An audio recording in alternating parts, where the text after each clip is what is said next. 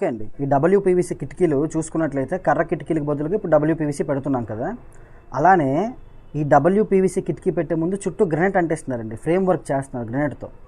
So గ్రెనైట్లో చాలా రకాలు ఉన్నాయి, జెడ్ బ్లాక్, గెలాక్సీ, బోల్డ్ అని రకాలు ఉంటాయి గ్రెనైట్లో.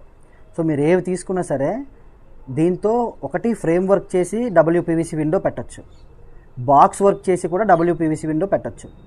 అంటే మనకి కర్ర కిటికీ ఏ విధంగా కనిపించిందో చుట్టూ బాక్స్ లాగా అదే విధంగా గ్రెనైట్తో డిజైన్ చేసి డబ్ల్యూపీవీసీ బిగిస్తే మనకి అమౌంట్ అనేది డబుల్ అయిపోద్ది అనమాట.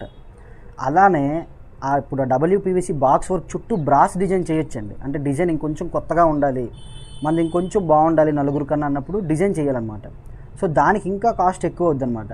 ఈ విధంగా వర్క్ అనేది పెంచుకుంటూ పోతే చాలా రకాలుగా పెంచ. మాకు బడ్జెట్ ఓవర్గా అవ్వకూడదు అనుకున్నట్లయితే ఇలా చేయించుకోవాలి, కొంచెం బడ్జెట్ అయినా పర్లేదు అనుకుంటే ఈ విధంగా చేయించుకోవాలి. ఫుల్ వీడియో మను కన్స్ట్రక్షన్ యూట్యూబ్ ఛానల్లో ఉంది.